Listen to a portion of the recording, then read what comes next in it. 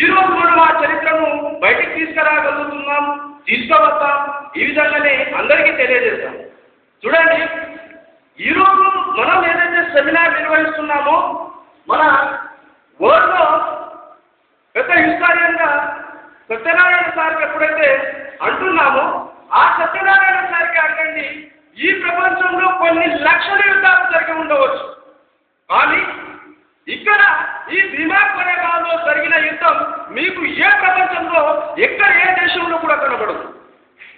దానికి ఎగ్జాంపుల్గా ఆ భీమా కొరేగావ్ సంఘటనను దృష్టిలో పెట్టుకొని ఒక ఇంగ్లీష్ మూవీ రావడం జరిగింది. 300 అని 300 యోధాలు అని. కాకపోతే అక్కడ సిచ్యువేషన్ మార్చారు, ఇండియన్ సీఎం కాబట్టి మార్చడం జరిగింది. మీరు చూస్తే మీకే అర్థమవుతుంది.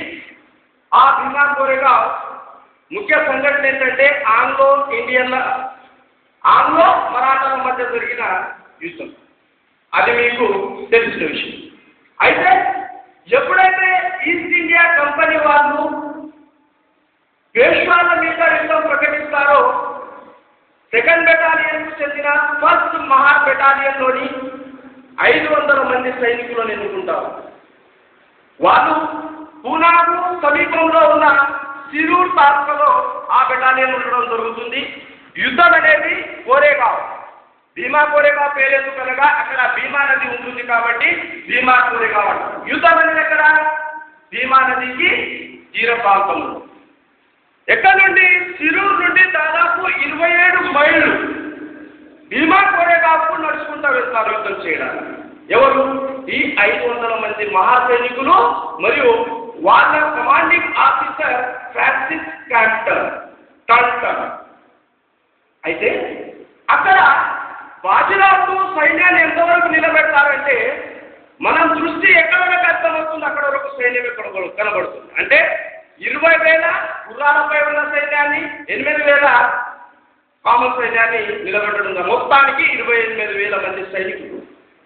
ఈ సిచ్యువేషన్ని చూసిన ఆ బ్రిటిష్ కమాండర్ ఆలోచించి భయపడి, మనం వీళ్ళతో యుద్ధం చేయగలమా, యుద్ధం చేసిన ఈ నుండి బతికి బయటగలమా అని ఆలోచించి పదండి ఇక్కడ నుండి పారిపోదాము అని వీళ్ళతో చర్చిస్తాడు. అప్పుడు ఈ మహా సైనికుడు, మహా సేనాధిపతి, మహా రెజిమెంట్ బెటాలియన్కు చెందిన సేనాధిపతి సిద్ధనాథ్ నాయక్ ఆ ब्रिटेन कमांडर को अनवाकिल साफ आप डरो मत और भागने की भी मत सोचो।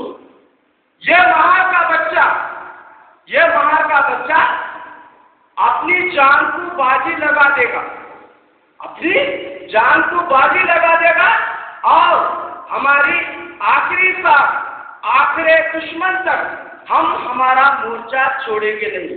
आप लड़ो मत, आप खड़े रहिए, आपके स्थान पे देखिए, ये महार का बच्चा ये युद्ध लड़के बताएगा। మీరు ఆలోచించండి, 28,000 మంది సైన్యం ఒకవైపు అయితే 500 మంది సైన్యం ఒకవైపు. ఆ ధైర్యం ఎక్కడిది? ఆ కమాండింగ్ ఆఫీసర్కే ఆయన చెప్తున్నాడు, ఈ మహార్ కా బచ్చా ఈ యుద్ధం గెలిపించి చూపెడతాడు, నువ్వు యుద్ధం చేయకు, నువ్వు నిలబడి చూడు, నేను చూపెడతాను నీకు యుద్ధం ఎలాంటిదో అని చెప్తున్నాడంటే ఆ మహాత్మున్న వీరత్వం గురించి ఆలోచించండి. అప్పుడు యుద్ధం మొదలవుతుంది. ఎప్పుడు? 31 డిసెంబర్ సాయంత్రం 6 గంటలు. 1 జనవరి పొద్దున 6 గంటల సూర్యోదయ సమయంలో మహార్ సైనికుల చేతిలో గెలుపు నిలబడుతుంది. ఆ పరిష్కార సేనాధిపతి అయిన బాపు బోల్కే ఆయన తలను నరికి దాల్ అంటే I don't know the meaning of Telugu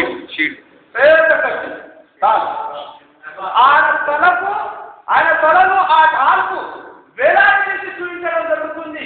అప్పుడు ఈ మహా సైనికుల యొక్క వీర ప్రతాపాన్ని చూసిన పేష్వాల సైనికులు ఒకటే పరుగులు ఎట్లా పరిగెడుతున్నారు, అట్లా దొరకబట్టి చంపుకుంటాం, మరి యుద్ధాన్ని గెలుచుకున్నాం.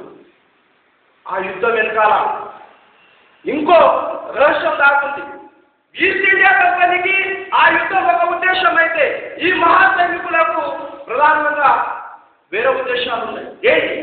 దాదాపు 2000 సంవత్సరాల నుండి చరిత్ర తనకు ఎలాంటి అవకాశం ఇవ్వలేదు. ఆత్మ